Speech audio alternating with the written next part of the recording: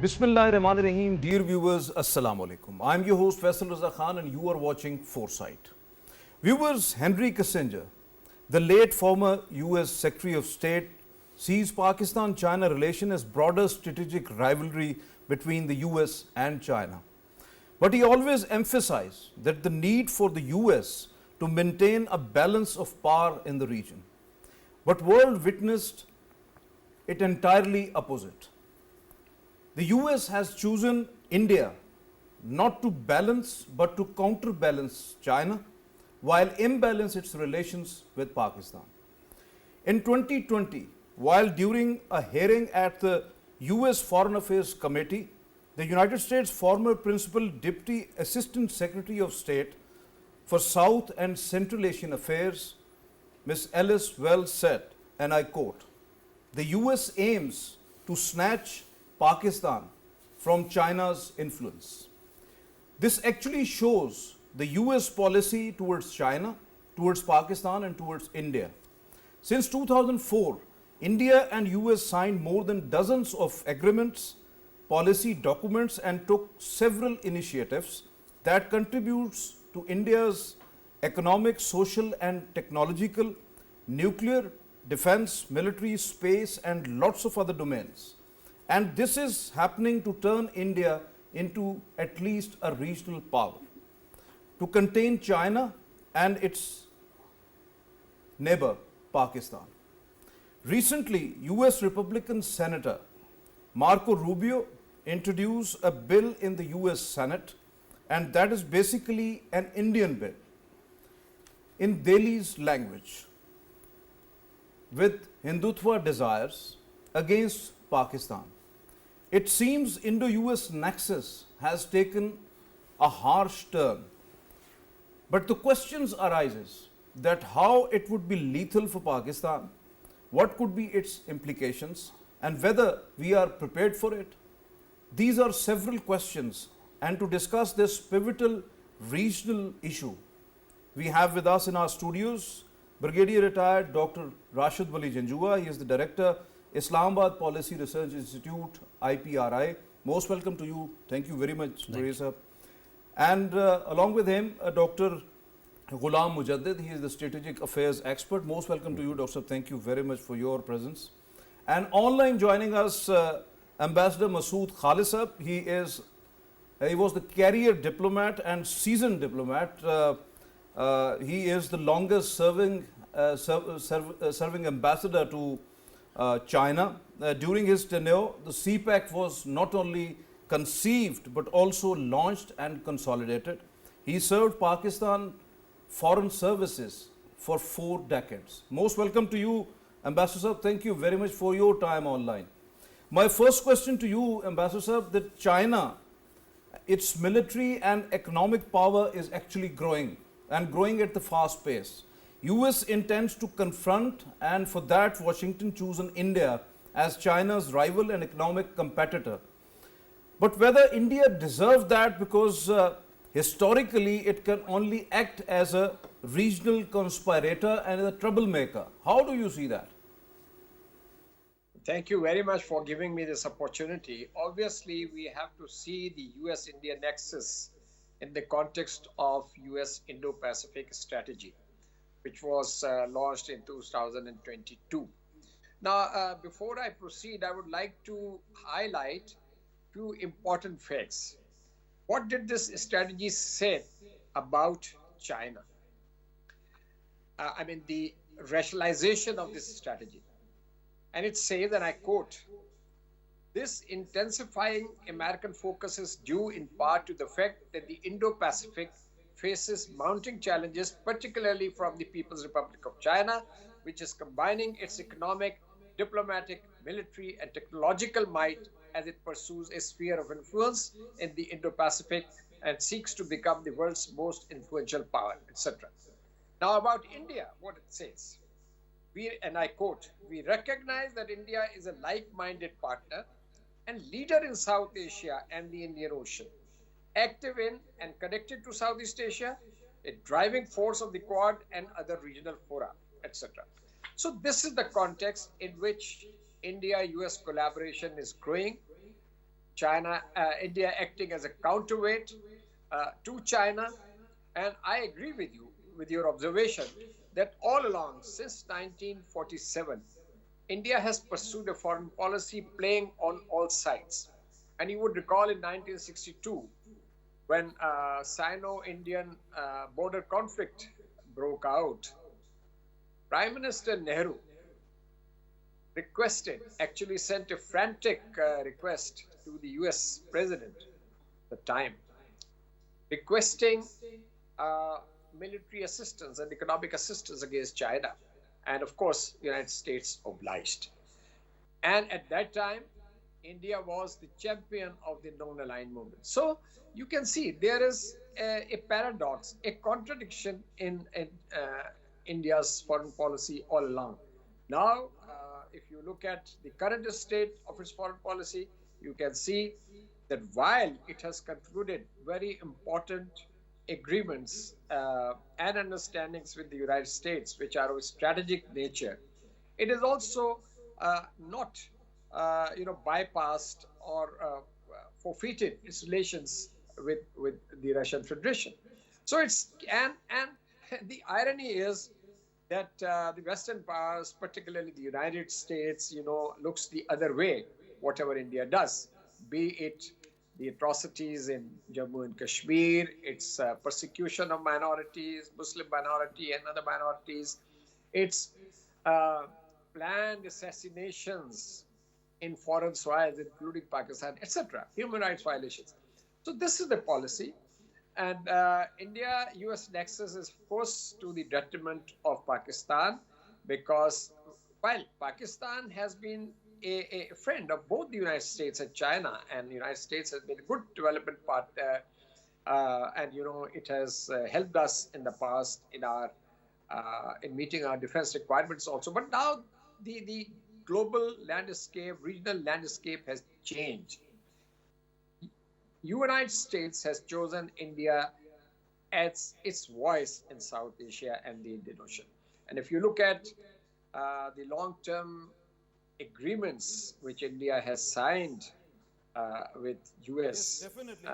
Ambassador Masood, you are very rightly said that the world is now changing and the regional situation is entirely changed. So is it correct that Delhi, as you are talking about different agreements, is expanding actually its nuclear arsenal, because lots of reports are coming that their stockpile increased, their weapons increased, which is the non-conventional, then a military power, joint production, latest technologies, economy, and with the US assistance, while it had undermined the strategic balance in South Asia, it's creating severe implications for Pakistan as well, especially to the national security, especially in terms of defense. So these all are actually hindering Pakistan's overall growth in and also increasing the threats which Pakistan has right now. So do you not think that this actually compelled Pakistan to seek more closer ties with China, both in economic, defense-wise, military, and all other terms? Yeah, of course, U.S. relationship with India is a major factor in bolstering India's profile. United States is helping India in technological domain, military sphere, economic and investment-related issues. And I would like to draw your attention and attention of the audience to a very important, agreement which has been signed, concluded in 2020.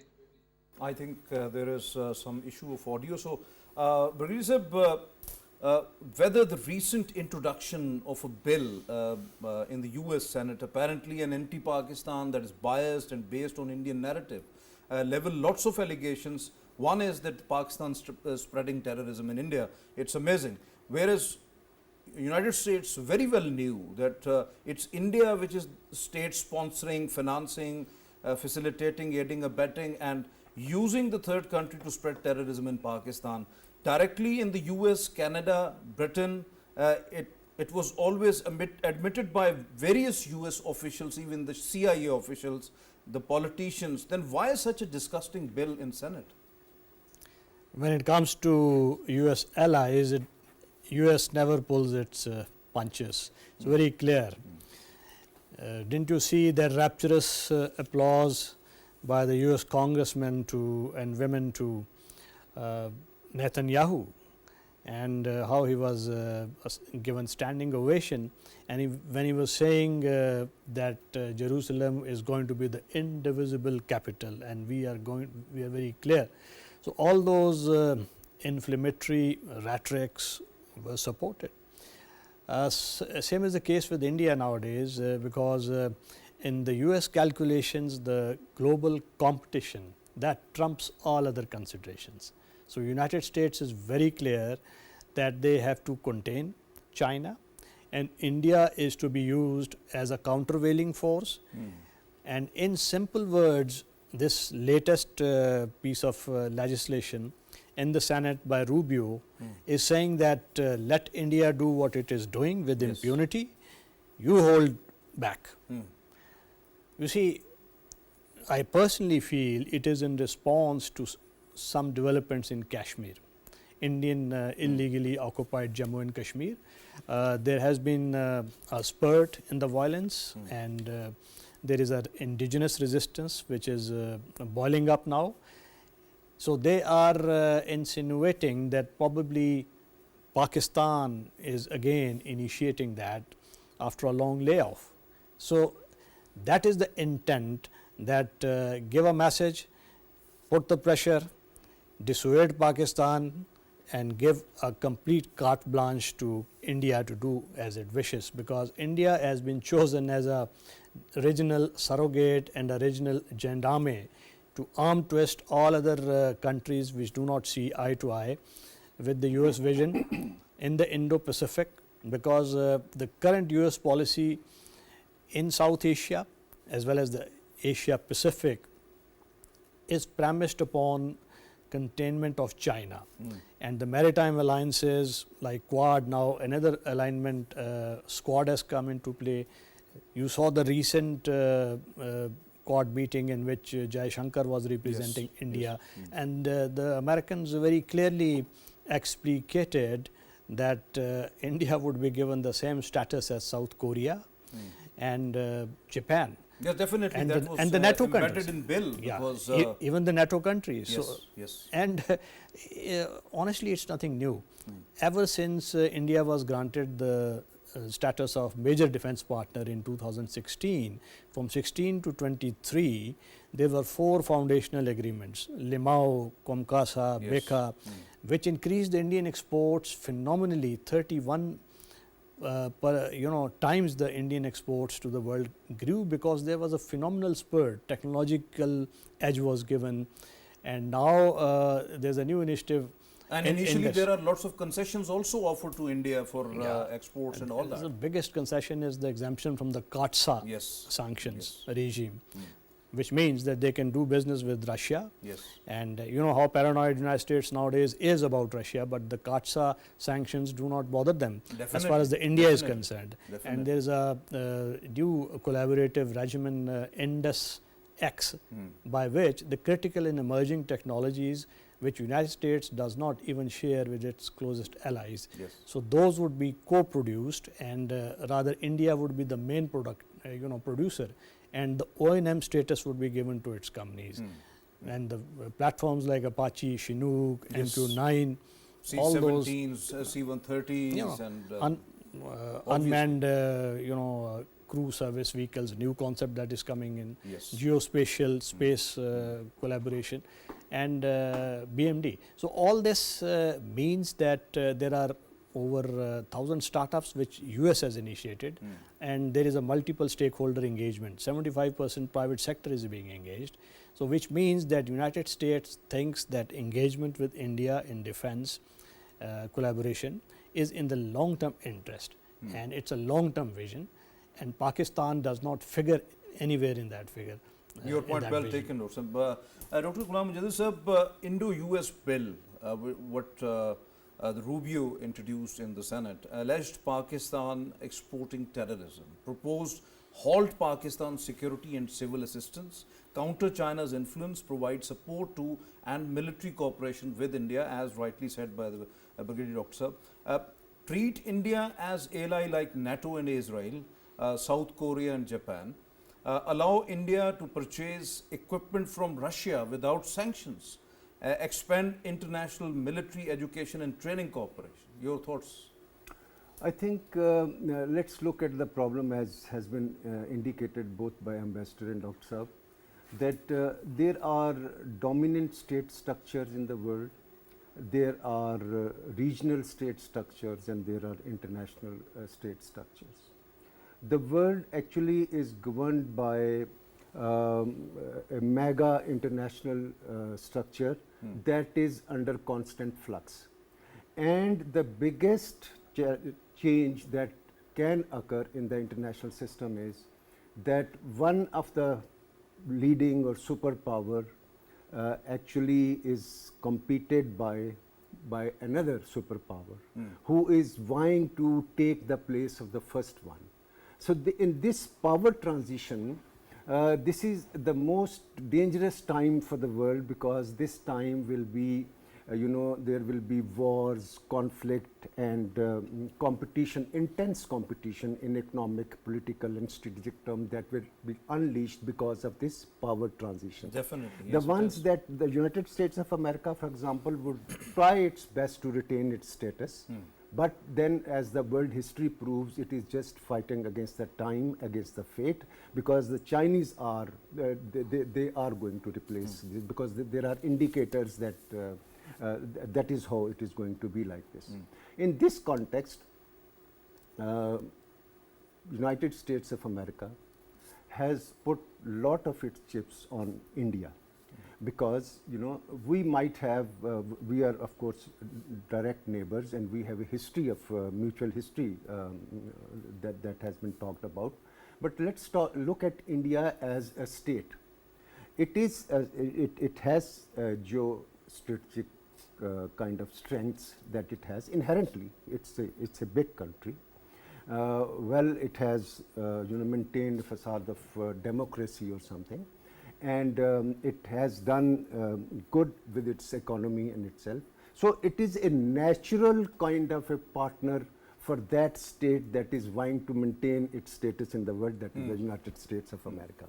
Okay, so restricting China or counterbalancing China, they are of course technical terms, but it is a little much beyond that. What is now happening is that once United States have given a status to India that it has not given so far. For example, there is no country in the world that is defined as major defense partner of United States of America. And there is a bill, it is an act of their Senate that they have done that.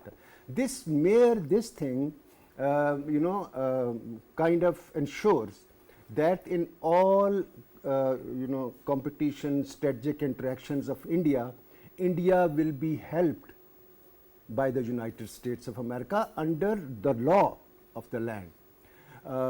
Indo-Pacific, we have this Pacific fleet, that is the Indo-Pacific fleet. It's a very, very important. And that term was actually in past, that was Asia Pacific, not the Indo-Pacific. For us it is Asia Pacific, but since the context, we are now talking, for us it is Asia Pacific. We don't subscribe to Indo-Pacific at Obviously, all. It might be United States coinage or something. Okay, so I was talking about this, the Pacific fleet, very important fleet, and it covers a lot of area and all that. And it is in the operational mission of the Pacific fleet that PASCOM would help India in all its interaction and times whenever it is needed. And there is an operational collaboration in the Indian Naval Command at Nicobar and the Pacific Command. So, I mean, the thing is that India is taking its advantage. And that advantage is unfortunately against Pakistan. This bill that you are talking about is in the same context. The bill is not, it's that is not in isolation. Its fulcrum is not on Pakistan stopping. Its unwan, its topic is that it is a bill against China. That China is becoming nefarious and it is posing a threat of territoriality and integration to its neighbors, especially India, and it must be stopped from doing that. And in the same vein, it said that Pakistan is also having so-called offensive options, and therefore it must be curtailed or also. So basically, bill is not against Pakistan. It is that in how are we It is going directly to against China, but in context exactly. of Pakistan as but well. in So context of Pakistan, it says as many definitely, words definitely. definitely. Brigadier Dr. Raashid Wali Janjua sahab, a country spreading extremism, extremist Hindutva ideology, state-sponsored saffron terrorism within and across the region, a country whose minorities are insecure due to Hindutva ideology, a country where majority lives in horrible occupation like illegally occupied Jammu and Kashmir. How such a country could be a net security provider under the US Indo-Pacific strategy? It is in reality is a net security disaster. What do you think about it? You see, this net security provider concept is just a coinage of some academics, but in essential what it means is that India has been used, has been chosen rather as a regional gendarme to do the bidding of United States against the Chinese expansion, which they think is a threat to the US global economic hegemony. For far too long, United States has been the dominant power. Now it's coming to grip with a rising China, and that is creating the paranoia. Definitely. And this paranoia is being reflected in the strategic community's discourse in the United States. And it's not a stand-alone incident, this bill in the Senate by Rubio, because if you remember the annual threat assessment by the US intelligence community in 2024, it very clearly laid out two threats in South. One flashpoint was India and China, and another flashpoint was India and Pakistan.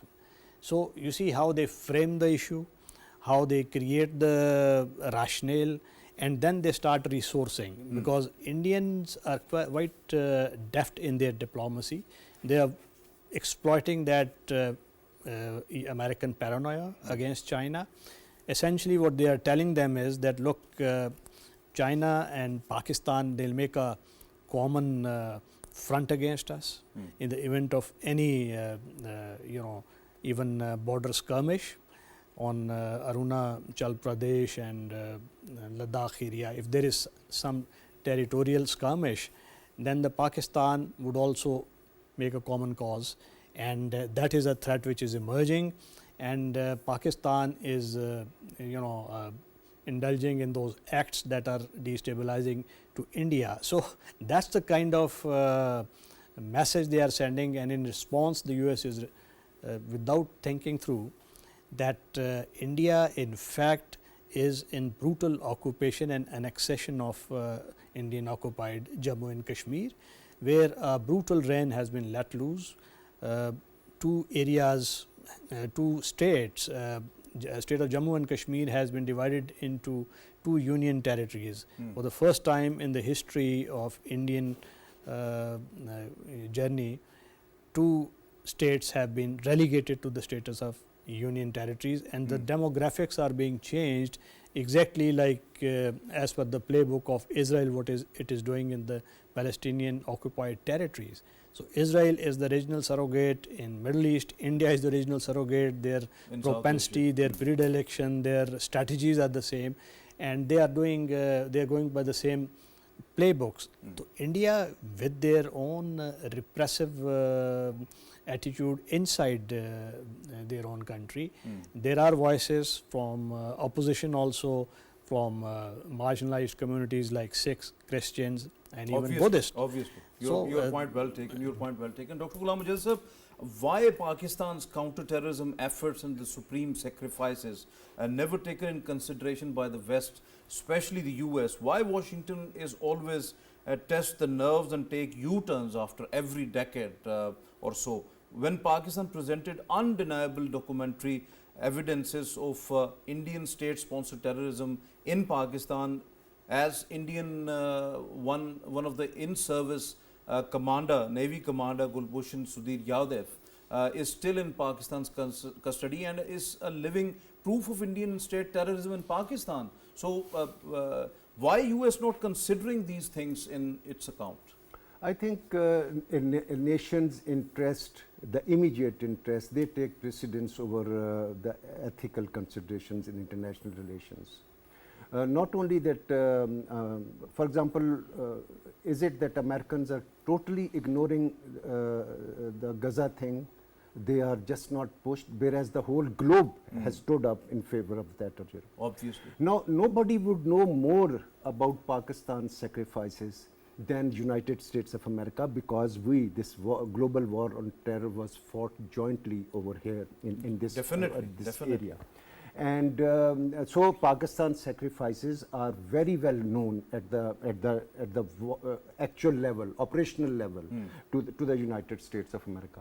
And I have studied many high-ranking, officials come to Pakistan and acknowledging, each one of them acknowledging that we do acknowledge the sacrifices made by Pakistan, because whatever gains, if at all, that are there for United States of America, it is because of Pakistan's effort. Pakistan's effort. So, but then, as I said, that the immediate, thing, or the long-term things that which make one paranoia. And America is paranoid about the rise of China, and hence the countervailing efforts that it is making. That is how it is. Otherwise, Pakistan is a victim of terrorism itself, and we have proven to the world. At the United Nations also and elsewhere, that what prevails is actually the dominance of the major powers. So their interests would be looked at or considered by the people more than the ones who are actual victims. Well said, Dr. Brigadier Raashid sir, when several US officials and lawmakers unveiled that India is utilizing Afghan soil, covertly or overtly funding terrorist entities there, US weapons are deliberately left over there during NATO-US withdrawal with the intent that they might get utilized by the terrorists to ultimately target Pakistan, and then it happened. And now this dual game, or the blame shifted to Pakistan of spreading terrorism. Why it is so? See, Americans of course deny this. They say that we left these weapons because it was practically not possible to take, logistically not possible to take them, and we gave it to the Afghan regime, which in turn was toppled, and it fell to Afghan interim government, and it is up to them to act responsibly, take control of those. So those are the excuses that they give. But the fact is that Afghanistan is destabilized. The government is not recognized, their assets are frozen, and the government itself is in no position to control those terrorist entities, which are being supported by the proxies, a proxy support network by India. Ajit Doval's reappointment as National Security Advisor is a clear telltale sign of where the intent and the strategy lies. It is to open the floodgates through the conduits of arms, of fundings, through the proxies. The TTP might even not be knowing who is funding them, but it's such a secret, it's not such a secret that who is actually sustaining, because Afghanistan is gasping for breath. It is famished of resources. Who is supporting TTP? It is Indian. So Americans of course know this thing very well, but they choose to point a finger at imaginary acts of terrorism by Pakistan somewhere, just to mollycoddle India, which clearly gives away the intent that maybe they have fallen victim to Indian propaganda. And or deliberately they are doing so because Pakistan is also trying to have balance with China and US. So that might be the reason to blackmail Pakistan on that front to appease India. So Dr. Ghulam, sir, do you not think that a destabilized South Asian region, especially Pakistan, will be a dire in favor of India to become a strong defense and economic power in the meanwhile when Pakistan get destabilized, and attain the task to contain China? And in that scenario, a tough or a thought, basically a tough thought is prevailing actually, that in the Indo-US Nexus actually playing covertly by helping terror outfits in Afghanistan, their sleeper cells and some political and non-political stooges in Pakistan to play all around, especially to create mess in Pakistan. I hope Indians don't think that by destabilizing Pakistan, they would be able to go much beyond the level that they want to go. Once you look at give a strategic look at the affairs. But unfortunately, whenever any chaos happens in Pakistan, Indians are more comfortable in their. That's what I'm saying. That and that is where the danger lies. If India thinks that it can become even a regional power without a stability in South Asia, remember, India, we are neighbors. And there is a dynamics that plays between the neighbors and neighboring countries.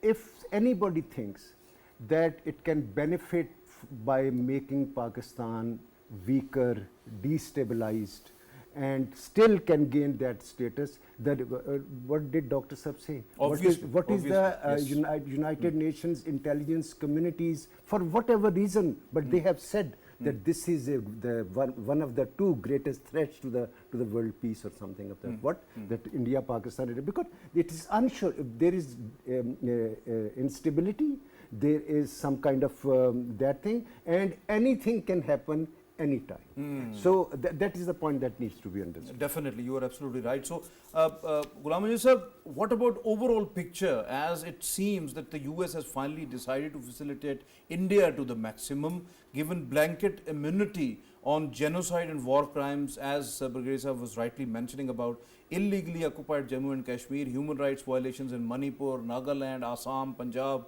etc., undermining sovereignty of the neighbors, spreading terrorism regionally and globally.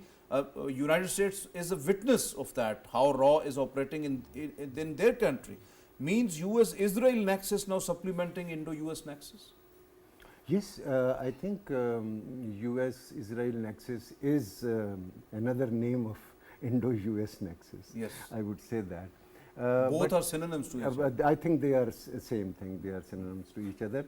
And as was said, that India is following the textbook, cases that Israel is doing or something.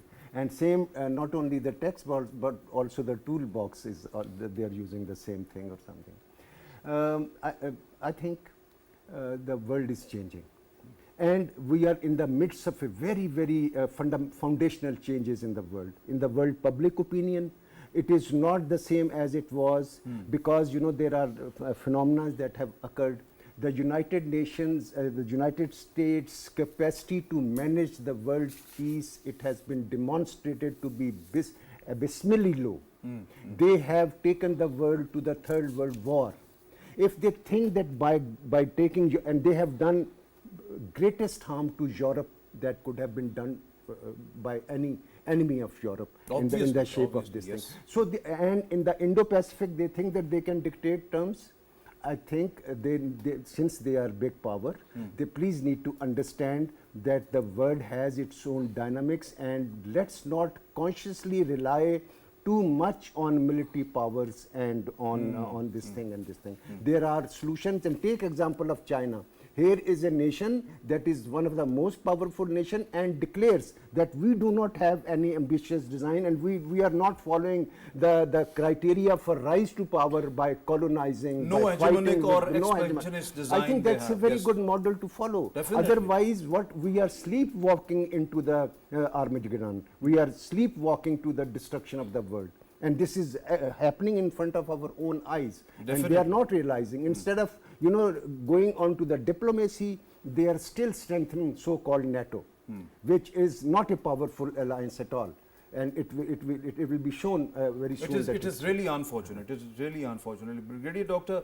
Raashid Wali sir, how do you see the US support or inaction, what we call the right word, inaction for India's aggressive water conspiracies against Pakistan, because including building dams, power plants and reservoirs like Baglehar, Kishan Ganga, Ratle, Tulbul navigation project and others on Pakistani waters that actually impacting Pakistan's water security. So particularly regarding the Indus water treaty, why US is silent on all these approaches, because ultimately these are going towards some sort of a hot conflict. See, Indus Basin Treaty has stood the test of time, and I think that was a very good treaty, and it has the treaty provisions which both the countries have so far adhered to. Even India, despite its attempts to circumvent around it, create storages upstream as upper riparian and starve Pakistan, but Pakistan has been taking those issues to the Commission, and in some cases mediation, in some cases arbitrations. The decisions have been given which are binding on both the states. So far peace has held, but certain developments, like as the population is increasing, Indian belligerence is also a concomitant of its strategic approach. Because of that, India is becoming a little more aggressive in usage of its upstream water sources, which according to the non-consumptive clause of Indus Water Treaty are due because of several environmental considerations. A certain flow is allowed in rivers like Ravi, Satluj for instance. So, if that is choked, and it's still Shakundi Dam is an example which they are trying to make, which will starve Ravi of whatever little environmental flow it was getting, and if it is deprived of that, the fauna and flora will die out, and the subsurface water system of Lahore, which will grow down very steeply. Dr. Raashid Sahab, Ambassador Masood Khalid is once again with us. Ambassador Sahab, once again most welcome, and unfortunately there was some internet issue, that's why we are connecting you at phone. So we were talking about Pakistan-China relation in terms of the US-India relation. So do you think that due to US-China Cold War, despite of all sincere efforts of balancing relations, Pakistan becomes the battleground of the world power politics, facing human, financial and economic losses, political, social instability, while India weakening Pakistan by inflicting terrorism and in return getting maximum benefits from the West, especially the United States? No, sorry for this technical glitch. Yes, I agree with you. You see, we are caught in this triangular conflictual relationship between the United States and China, India and Pakistan, and India and China. So Pakistan has to strike a balance in its relationship. Of course, there are pressures on us due to this Indo-US partnership. And my view is that now practically, analyzing it from any angle, India is virtually in the US orbit. The type of strategic frameworks and agreements it has concluded with the United States, they are long-term in nature. For example, this, I think Brigadier Janjua mentioned about this initiative on critical and emerging technologies. If you really look at the text and the fact sheet which was issued, it is wide-ranging. And then India is benefiting from the, strategically, technologically, economically, in terms of its profile and clout globally and regionally. So why would India like to step back from a relationship which is benefiting India tremendously? So I think, and I was reading that the US formulation is that India is US long-term strategic partners for a long time to come. So this is very crucial, and we should understand that this dynamic, new dynamic in our region, will play against us. And if we go back into history, I would be candid enough to say that really when it comes to between India and Pakistan, for the United States, India is always a favorite. And Masood Khalid Sahab, do you not think that now that half of the world's shipping, 65% of the oil trade passes through Indian and Pacific Oceans. By 2030, it is going to be 85%. Another reason might be another reason why Indo-US Nexus turned out to be a real danger behind undermining CPAC. Terror attacks on Chinese nationals in Pakistan are reason for political unrest and terrorism in Balochistan and Khyber Pakhtunkhwa, especially in Gwadar. So we are witnessing this unrest, terrorism across the country, especially those hotspots which are going to be the alternate route for China to have smooth trade and oil shipments and all that, and that is Gwadar. So how do you see, because that is one of the reasons that Indo-US Nexus is actually targeting these hotspots? I agree with you. There is a very deliberate and clear, move to create problems in Pakistan through subversion, through terrorism, and you've seen this resurgence in terrorism in recent years, recent months in Pakistan, and now especially trouble brewing up in Gwadar and KP and Balochistan. So there is a very clear, attempt to destabilize, to derail CPAC, and to sort of foil Chinese, plans to reach out to Indian Ocean through Gwadar, and a counterpart port in Iran, Chabahar, is also being propped up, and India is a partner there again. So I think this should be seen as part of a bigger game which is being played in the region. And of course, India is being used by powers that be which want to, contain China, which want to retard its development and its extension, of connectivity through BRI. They want to create roadblocks and problems. And of course, Pakistan is in the middle of this game. And Pakistan. Why the US is undermining its relations with Pakistan, and it's kind of, do you think that it's kind of a blackmailing tactic to disrupt Islamabad relations with Beijing, as Delhi has a strong lobby within the US that is working, and Washington itself don't want that Pakistan has a closer ties with China because of ongoing containment of China policy and confronting the Belt and Road Initiative, including the China-Pakistan Economic Corridor project, and US-China rivalry in Pacific and the Indian Ocean? There is a bipartisan consensus in the United States on China that China has to be fixed. And in that context, if you view that paradigm, that perspective, then obviously Pakistan figures. And if you see the recent statement of Mr. Donald Lu, that he said that we are trying that Pakistan's over-reliance on China is reduced. So obviously, and this bill which you mentioned, so these pressure tactics will continue, but I think we have to hold. We are not a small country. We are an important country in the region, in South Asia, and I think we have the resilience. We can face pressures, but the problem is, I think the attention should be given to our internal challenges, internal problems. We have to have internal unity, and the problems, economy and governance have to be given priority.